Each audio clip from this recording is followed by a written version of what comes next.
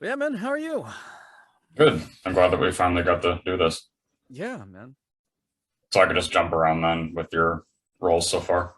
Yeah, we can start whenever you'd like. So I know that in terms of anime, your first character part was in as Ledo. Yeah, Leto was I mean, he was my first lead, yeah. Actually I guess he was my first part.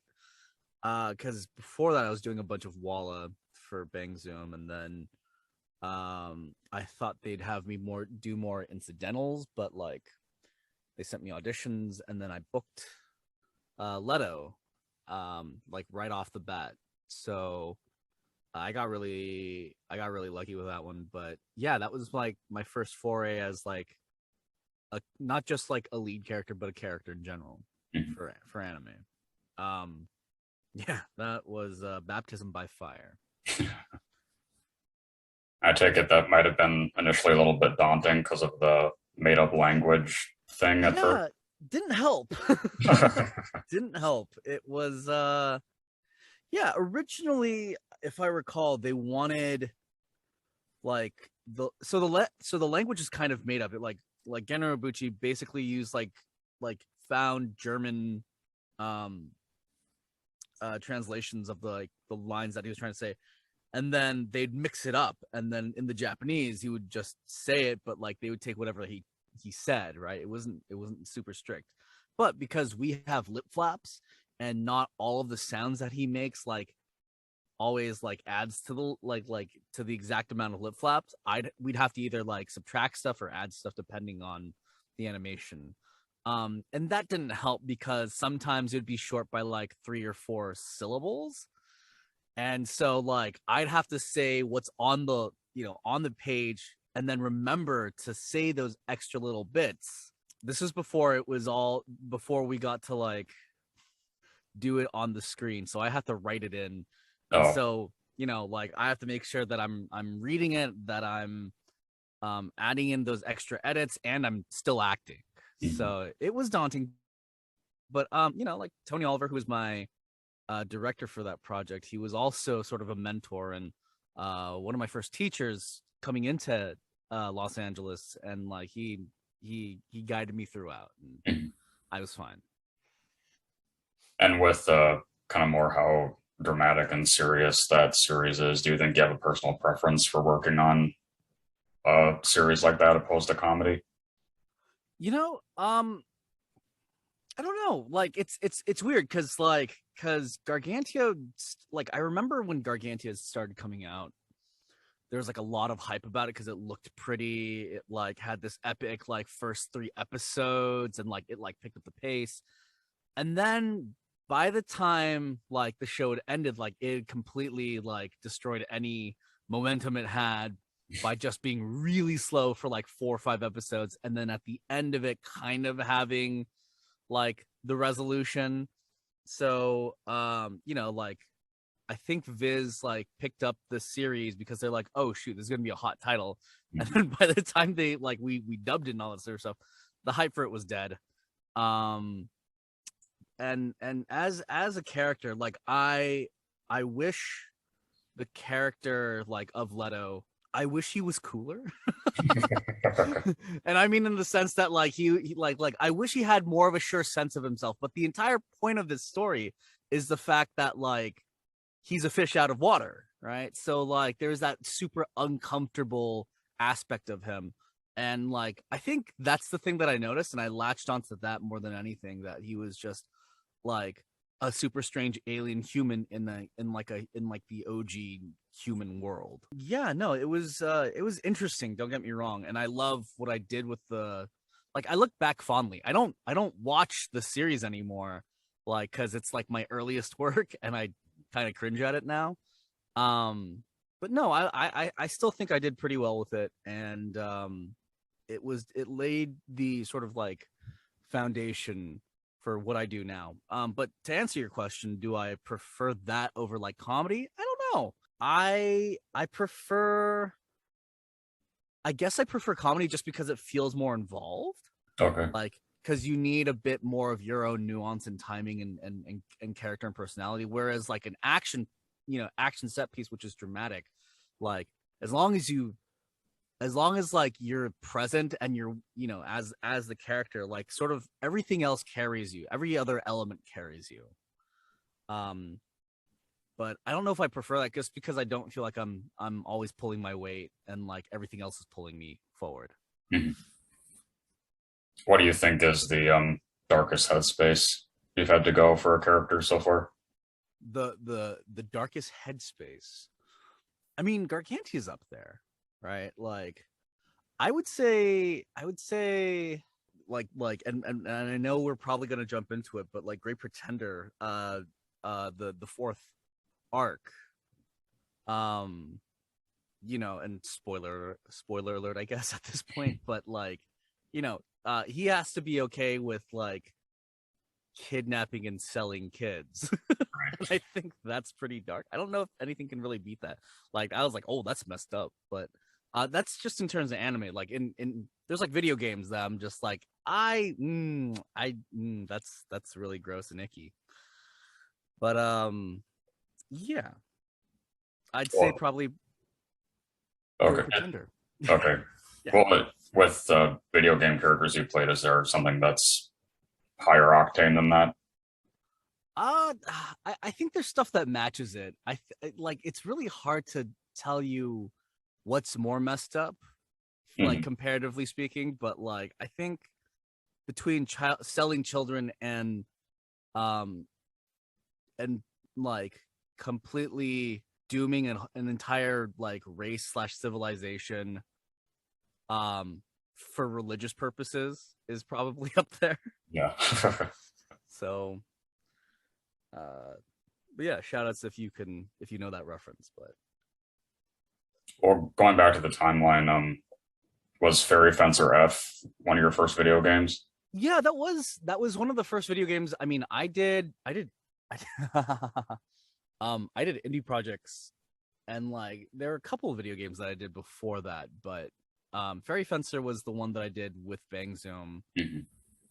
That like had my name attached, where like it was sold physically in game stores and stuff like that. So um yeah, I did that roughly around the same time I did Gargantia.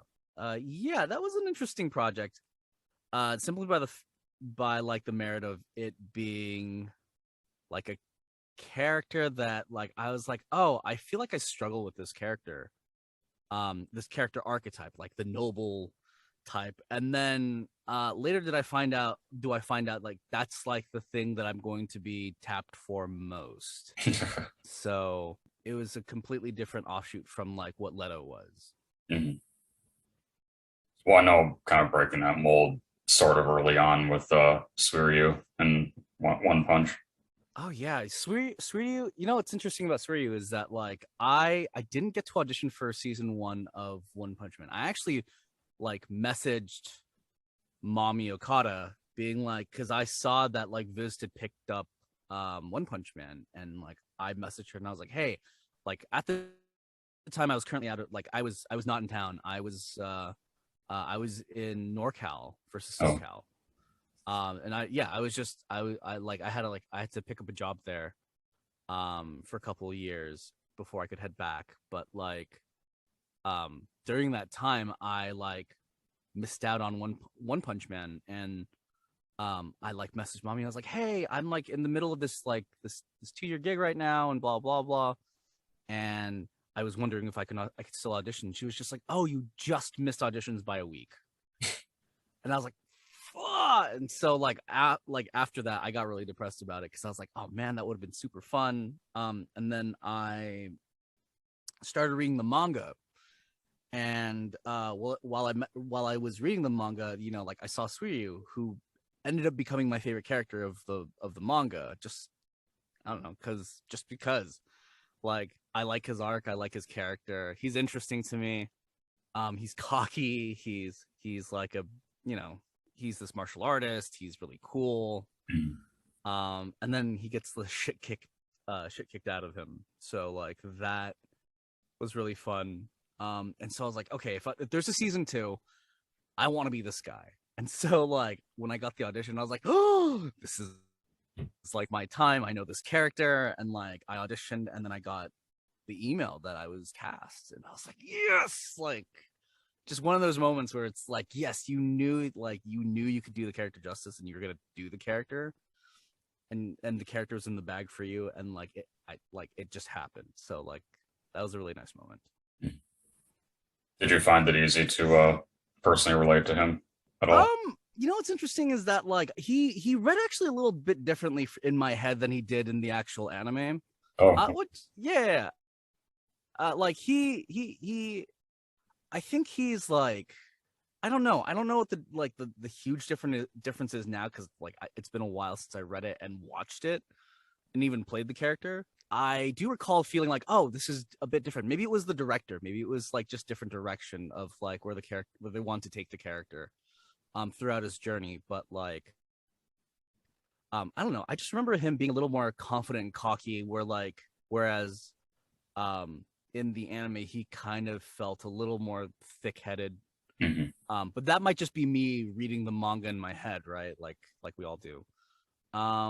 Yeah, no, he was cool, he was cocky, he still was the same character. So like it was a lot of fun, don't get me wrong, but like there are a lot of like, oh, I'm gonna do it this way for me because I want to play him this way. Mhm. Um and I don't know, like I stick to my guns for that character, and I don't know, people seem to have liked the character, so I'm happy about that. Well, in terms of larger characters that you relate the most to, is it still Edamame? Yeah, I would say he's probably Edamame is definitely like the character that I relate with most. Like on a personal level.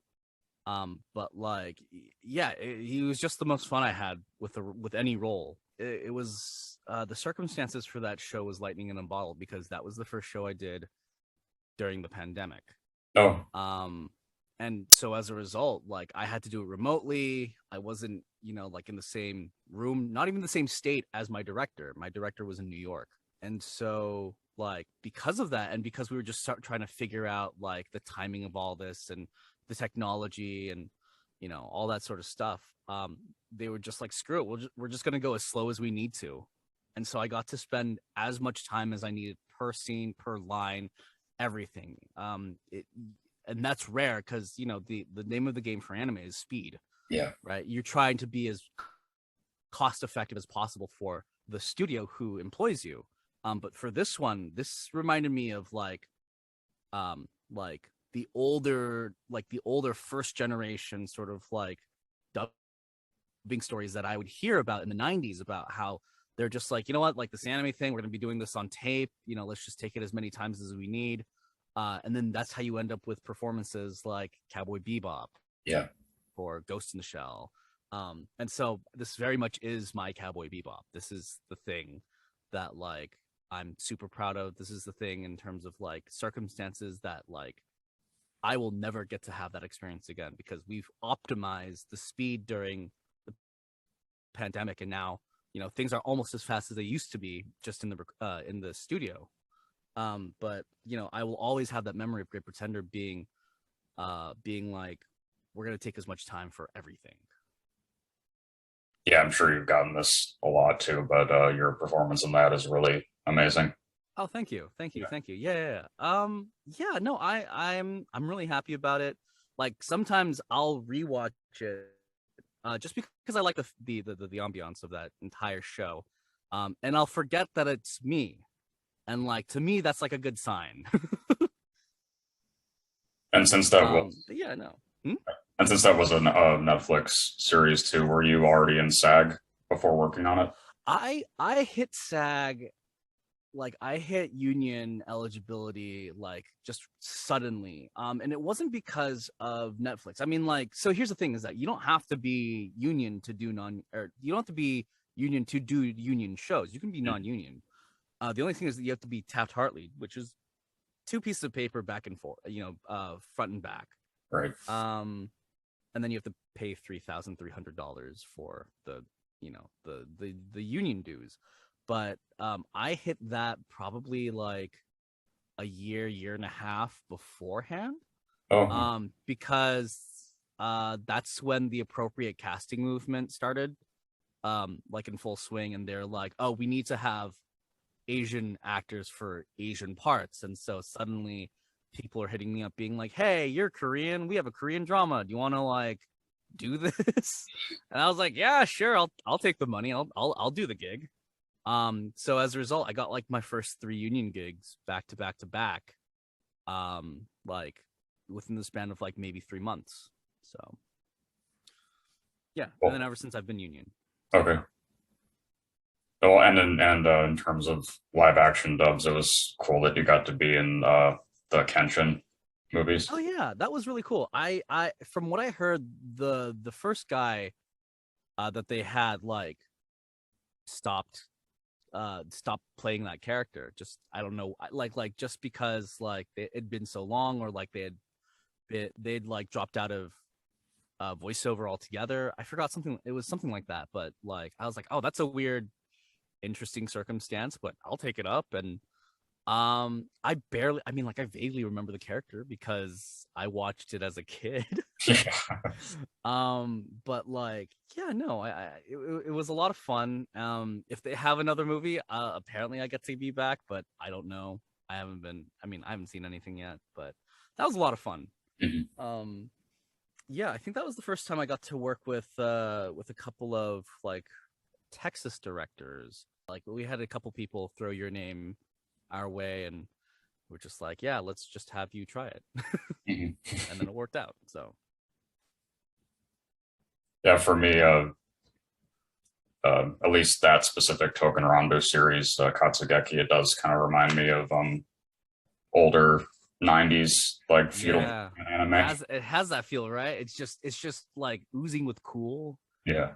Even though the story itself for Katsugeki was a little hard to follow at times, just because Mhm. like they just throw you into the middle of it, like without any character intros or anything like that. So like if you could keep up, cool. But I know a number of people who like were watching it and they're like, I don't know, it's just pretty boys doing pretty boy things with the Yeah. swords. And I was like, yeah, that's fair.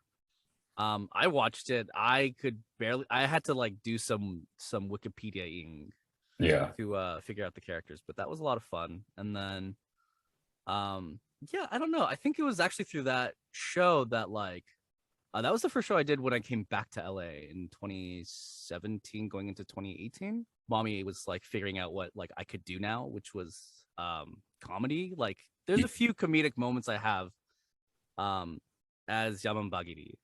So yeah, I think it was because of that that like I got to do a number of other shows that like were a little more funny. Mhm. Well, I know you got to do with some crazy stuff in Beyblade, of course. Yeah, Beyblade.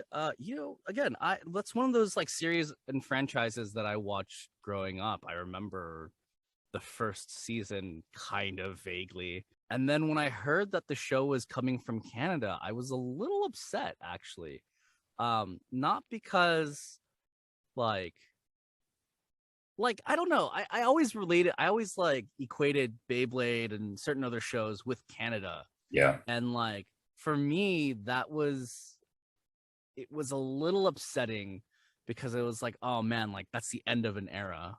Hmm. Um, and like I had huge respect for the guy. I have huge respect for the guy who played Shu Kurenai before me. Because I think he's a phenomenal actor, and I still think he's like the perfect Shu. Granted, like we have different sensibilities over here in LA in terms of like what we feel, you know, like for character archetypes and all that sort of stuff.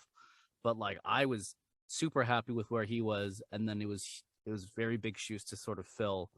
But he was very gracious on Twitter and being like, no, you know, Alan's doing a great job with Shu, and like Oh, he's just really happy with that. And so hopefully I get to meet him one day at a con and we can be the two shoes.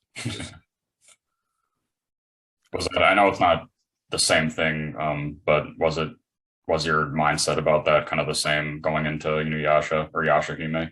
No, not not really. Just because there wasn't really one singular actor who played Kohaku. Yeah. Kohaku has been played by 4 different actors. with varying degrees of success, in my opinion. Like as a viewer and as a fan of Inuyasha, like I'm like, like the English cast is solid, but like Kohaku, I always like, and Kohaku, like they had whoever sounded like a kid being able to do that for as long as they could, and that's why they had to like constantly change the character out or like the actor out because they stopped sounding young. Yeah, I mean, like it's an honor to have played the younger version of Kohaku as well as the older version of Kohaku. I actually wasn't originally slated to do the younger version. They wanted me to just put in like they wanted me to do a scratch track of like the first episode, and then I would move on to the second episode as older Kohaku and establish that character. But I was like, no, I could do the character. Like I remember like I remember the other actors and what they sounded like and like their sensibilities with the character. And I was like, no, I got this. So I did my version of a young Kohaku, and they're like, you know what? That sounds great. We're just gonna keep that. So as a result, I get to share scenes with with the people I grew up on. And that is trippy. And that is always going to be one of my happiest moments in my acting career for anime. Well, more vocally, technically speaking, what do you think is the case where you've had to alter your voice the most? I don't know. I mean, that might be Record of Grand Crest for Irvin. What's really interesting about that one was like I think we established like a voice for him early on in episode 1 or 2 or something like that, and like it and that ended up in the trailer for the show, and then by the time episode 2 hit, we completely changed the voice. Oh. Yeah, and we made a much more like butlery and black butlery and almost that sort of stuff. It's like it's a smidge regal, it's a smidge like very, very proper and fancy and all that sort of stuff. And we like looking back from like episode 1 to the last episode I did, they're like completely different voices, but sometimes that happens that way. Maybe that one, but like the farthest I am from my voices might be like any of the animation stuff I've done. Or Talon from Rogue Company, depending on if you want to look at it deeper or squeakier. Yeah, I don't know. Maybe that's my answer.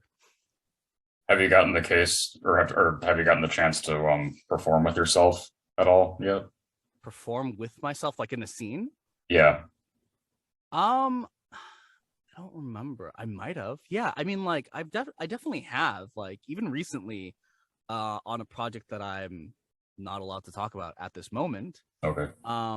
Yeah, no, even in but it doesn't matter what it is. Like the fact is that like it was incidentals, and like they're like, okay, so you're gonna play this name character, this minor name character, and like he's barking orders at these like non-named characters. So I did the name character first, and then they went through like the incidentals they wanted me to play, including this one set of incidentals where it was me talking to me. So I've done that. But like 2 named characters, no, I don't think I've ever done that. Okay. So going back to I know it was around the same time as Grand Crest War that Ren Amaki started. Yeah, Ren. Ren was I think when they had Rising of the Shield Hero coming out, I think they just wanted to dub the pilot. Like they were just trying to see, Crunchyroll was just trying to like have the pilot dubbed. So I think we actually switched out. I think we switched out directors. Like the director for episode 1 was completely different for like the rest of the series. Oh. If I recall. But yeah, I thought it was interesting because like Ren is, at least to me, very obviously a parody of Kirito. Like he has the sword. He's like super, like he's the solo player. He's angsty. He has all this stuff. He has the same color motif. And I was just like, why don't you just get Bryce Papenbrook to do this? Like he probably could, but no, they chose me, and then I was really happy about it. I was just like, yeah, I get to play like a traditional angsty type of character. So I play the Kirkland brand version of Kirito in that one. But no, he's his own character. Mhm. He's interesting. He's the least dickish to Naofumi. Like he's the one that like seems most reasonable in trying in terms of like hearing people out, but I don't know. They still have to make him like not like sort of the against the hero type of thing. Yeah. And I don't know. I always felt like they're like they kept teasing him being like a normal, like reasonable guy. And then they would kind of take that away like in the next few episodes. Mhm. I don't know why, but outside of that gripe, yeah, no, he's a really fun character. And it does seem like this series flew under everyone's radar, but I think Bungo Toe Alchemist is a cool series. Yeah. Um I I think that like so there were two shows that went out at the same time from a particular studio. And I didn't end up getting them. Like I didn't end up getting the auditions.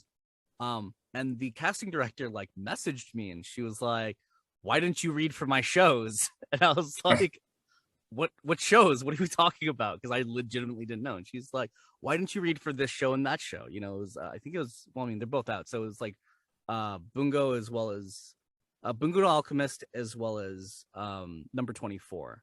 Mm. And I was like, "Oh, I didn't receive them. They're not in my spam or anything." And she's just like, and she eventually found out that it went to like an older email that like I don't have linked to my current email. And so I missed out on seasons 1 and 2. And they're like, "Don't worry, like, you know, we might have like the main cast established, but like we need these characters filled in. Can you do that?"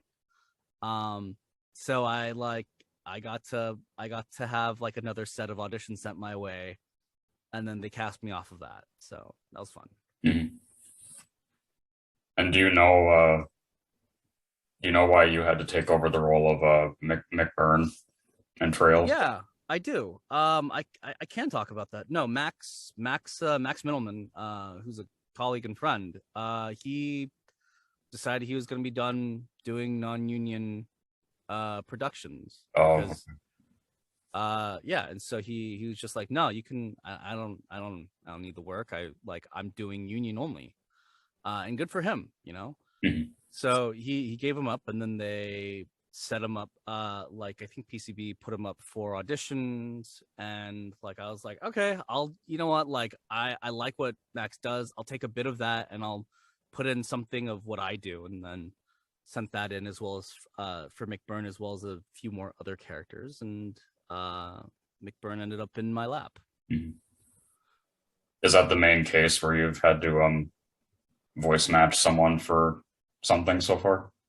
No, I think the most uh scrutinizing any company has been was for Shu, because they definitely like Shu was the company's favorite character, and Mm. so like every session for the first few sessions for that first season that I did for Beyblade, they sat down and they're like, "No, we want him deeper," or like, "No, we want him a little more kiddish this way," or you know, like, and so they were really involved with like the sound of the character, and you know, it takes a bit longer, but I'm not complaining because I get paid hourly, so I'm just like, whatever, it's your character, like whatever makes you happy and whatever makes me more money. So Yeah.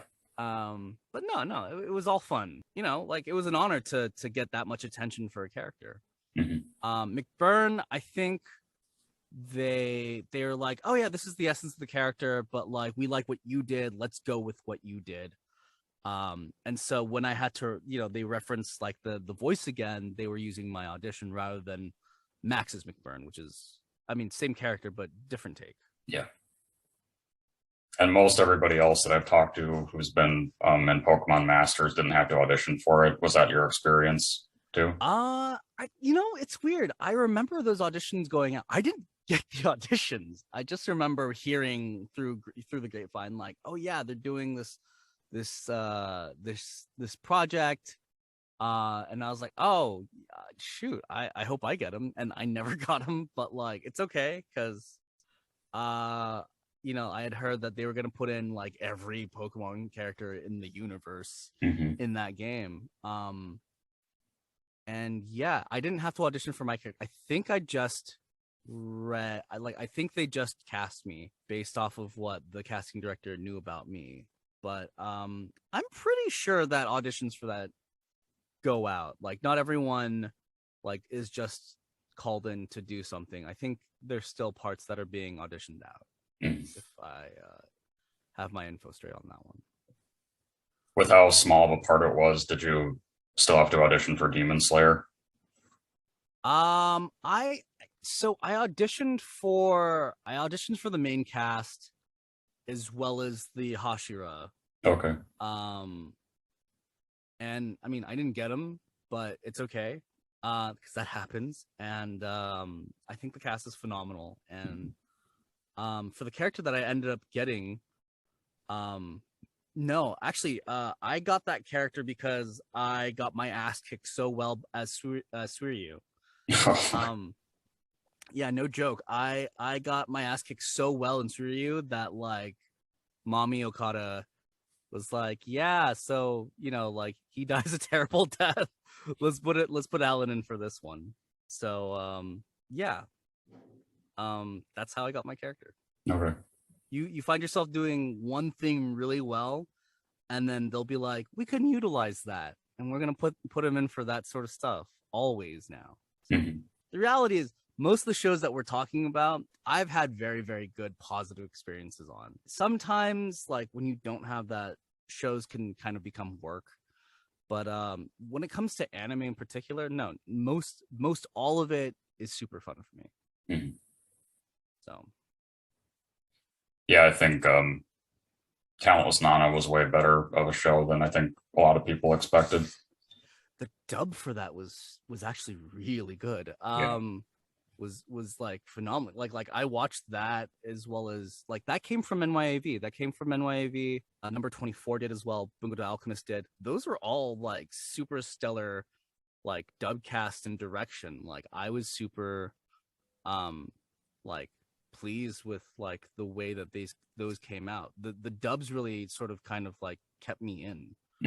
Hmm. And like I think that's the power of a good dub is that like as an English speaker, when you listen to something and like it just clicks in, like it'll hook you in even more so than like the sub version, because it's less work for you and you can just immerse yourself in it. Hmm. But yeah, Talentless Anna, I think I die like a really really screwed up death. Yeah. And yeah, and like I think I'm confirmed dead. Like he's dead. Everyone else like may come back in the future depending on what they wrote in the manga or whatever. But like season one, I'm definitely dead. But no, he was an interesting character. And it sounded kind of related to what you just said. When you were starting out, or maybe still, were there voice actors, particularly in anime, that inspired you? You know what's funny is that I didn't want to end up in anime.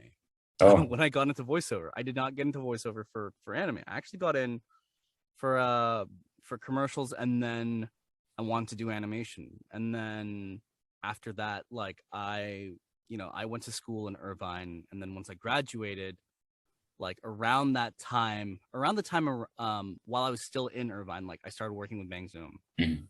And they're like, hey, like you're really good at this, like you should be dubbing for us. And I was like, oh, I really don't want to be in anime. But because I like it I like anime as a medium to watch. Like I really like anime as like I grew up on like a lot of stuff that I didn't realize was anime. um I watched Toonami and Adult Swim and all that sort of stuff, but getting into it, like I was told early on, don't get into anime because like it doesn't pay well, it's not well respected, and like it's hard work. It's like the hardest skill to have, Mhm. which is dubbing to and matching to picture and all that sort of stuff. um but like as a fan, I guess Johnny Young Bosch was always like the cool voice actor that I'd be like, oh, I'd love to meet him someday. Like Crispin Freeman, Kari Walgren, Steve Staley, Steve Bloom. Yep.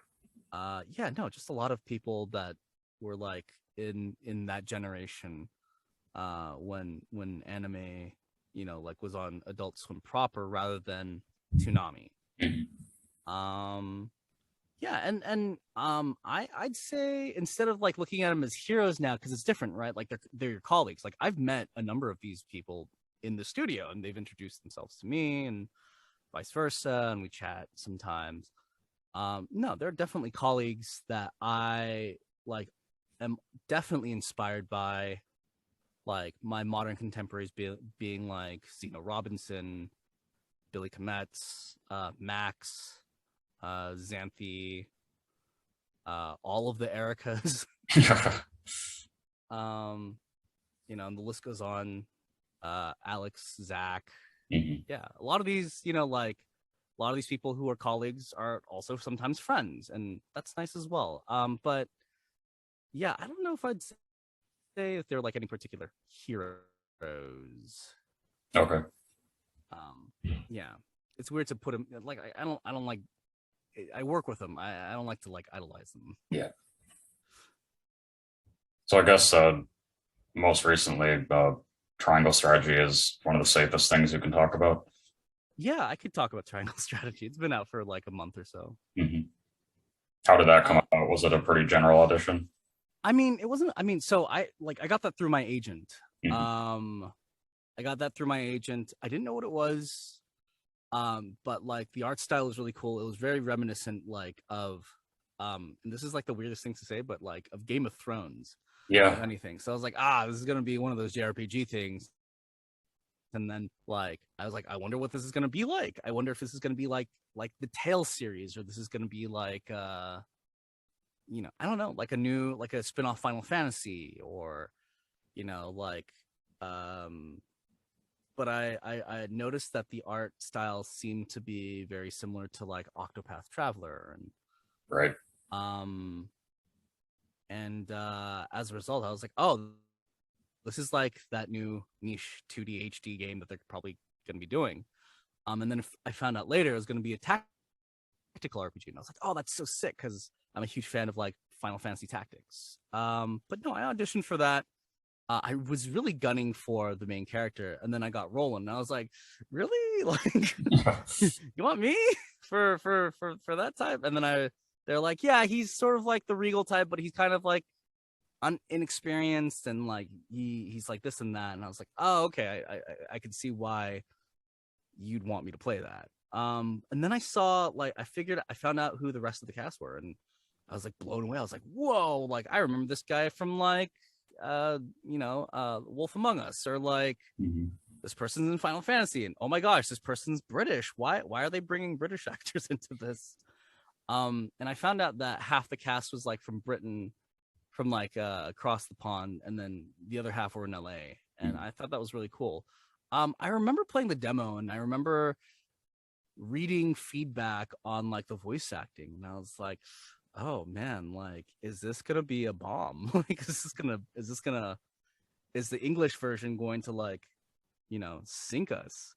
And then the game came out, and like, yeah, they had a few changes here and there, but like, outside of that, I think consistently, because it was so consistent throughout the entire project, people just kind of became accustomed. And if you hated the English version, you were kind of always going to hate the English version of this. Yeah. But if you found yourself immersed, then we did our job. And like I got a lot of good feedback on that. Even people who didn't like the English, they're like, no, Roland's great. Like Roland's great. Like this character's great and this character's great, but the rest of them, and like I was just like, thanks. Sometimes I would find myself on like people send me like tweets. Like I have friends who send me tweets about my stuff, because I don't look for that stuff. Yeah. And so I have like a couple of friends who are like, I'm gonna like make your day because this person said this about your acting, or like about your character, and I'm like, thanks. And I have another friend who's like, oh, this jerk is saying this about you. What are you gonna do about it? I was like, most likely nothing. It's okay. But sometimes like it'd be funny because they're like, Roland's great, but these guys, and I'm like, and so I would write thanks question mark like, and then they'd be like, no, like you all did, your hardest. I'm sure it was the direction or the script, and I'm like, yeah, probably. But no, it's just really funny. But no, I think I've gotten good reception for my acting as Roland, so I'm happy about that. Yeah. I mean, the general consensus, especially in the subreddit for the game, is totally positive for your performance. Oh, good. Thank goodness. Yeah. Good. I know another one of the most recent ones is the Chocobo GP game. Yeah. I did Triangle Strategy first, and then Chocobo GP down later that year. And so like I auditioned for it. I auditioned for them separately on different years, and I did the sessions at different times of the same year. And I didn't expect them to come out at the exact same time. Yeah. So like it was like, hey, I'm Roland, and then a week later, I was like, hey, remember me? I'm also Behemoth in this new game from the same company. Yeah, I think it was just really, really interesting, like funny timing.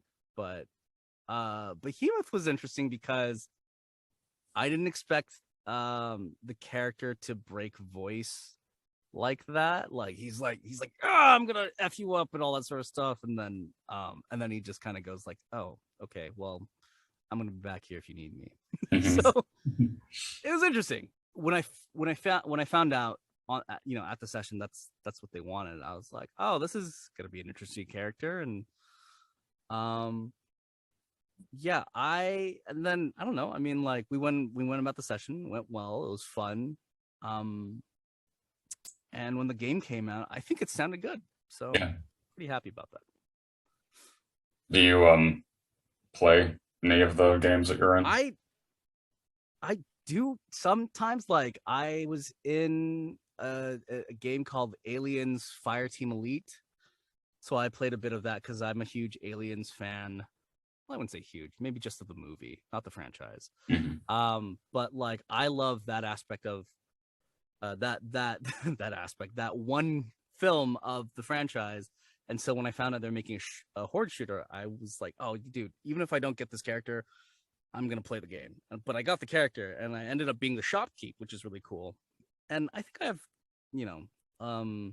some funny lines in that.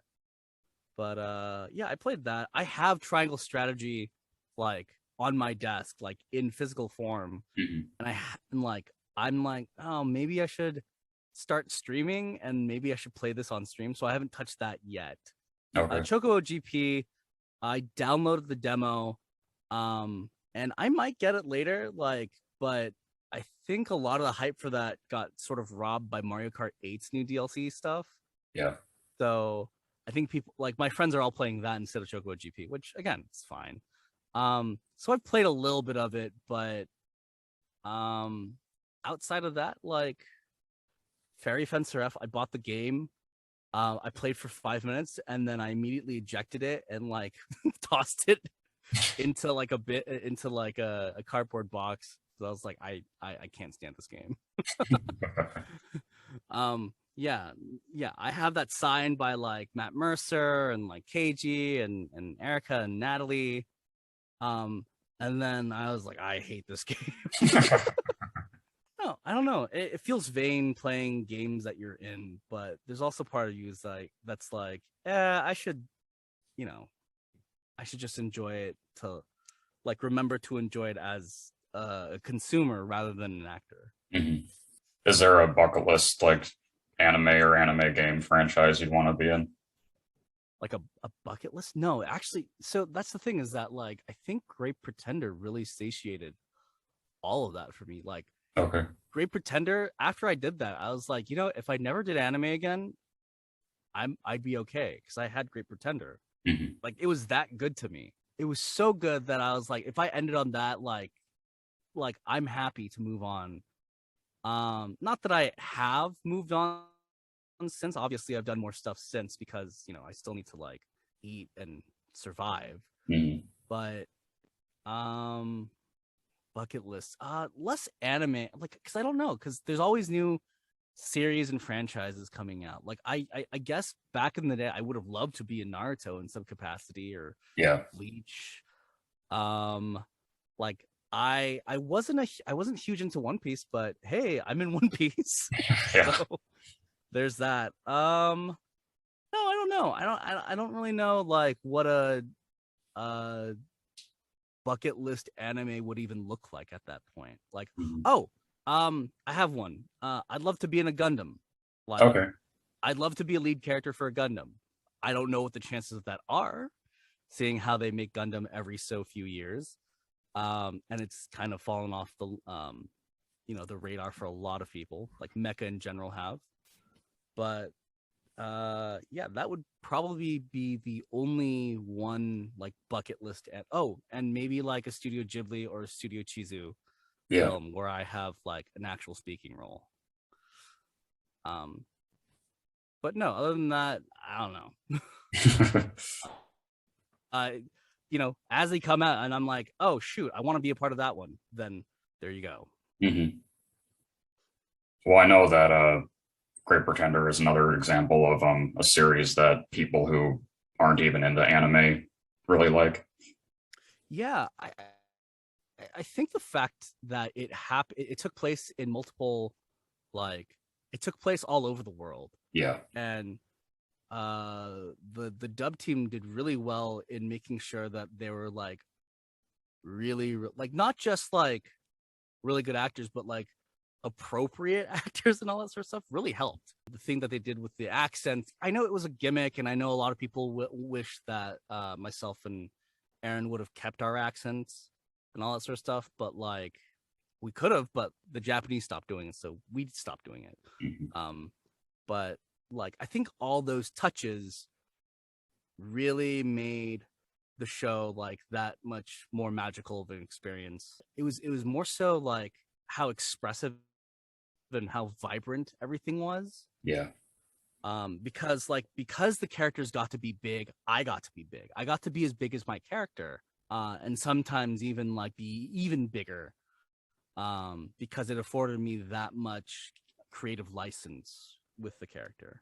Hmm. Um, and like again, that show is stacked in terms of like talent. They have Fred Tatasciore, like which is bonkers to me. It's Fred Tatasciore as oh my gosh, but like yeah, it's him. It's like Lapika Shaw. Uh, they have Trevor Duvall, like who I also did Cat Burglar with down the line. But like these are like amazing actors who have theater on camera voiceover experience, and because of that, I think it just lends itself so well um to the realism of this show and the feeling of the show. Hmm. So, is there anything else that's upcoming that you're part of that you can safely talk about? Rising of the Shield Hero season 2 is coming out. Hmm. um I may or may not have gone in for it already. We'll see. um what else there's a few there's a few more games and a different show that like have yet that I've been working on that have yet to be released this year and next year. Okay.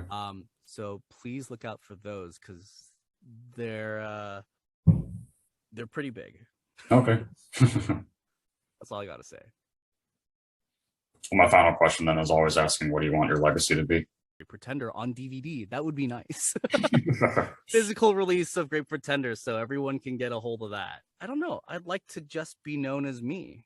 Mhm. And like I would still consider this like the first quarter of my career. Like I've officially been in the industry since like 2013.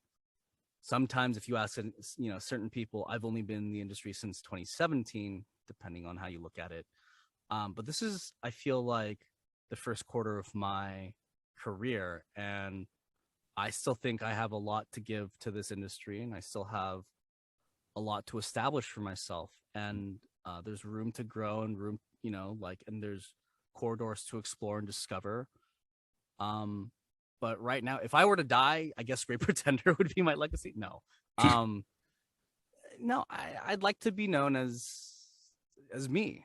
You know, I don't know what that looks like right now, but I'd hope people look back and be like, wow, Alan like was a phenomenal actor, or like, wow, Alan like left, you know, like really, really like was a stellar part of this generation of actors. I don't know, something like that. But personally, I'd like other people to figure out what, you know, like figure out who I was and all that sort of stuff, and define sort of what I mean to them in their viewing experience for the stuff that I've, you know, been a part of. I don't like to really define what that is. I'll let others do that for me. But yeah, I hope I have a legacy, but we'll see. Well, thanks. I'm glad that you got to do this. Yeah, thanks for having me. It was a lot of fun. Have a good rest of your day then. All right, man. Thanks for everything, and good luck with this, and good luck with the YouTube channel, man. Thank you. All right, I'll see you when I see you. Bye. Bye.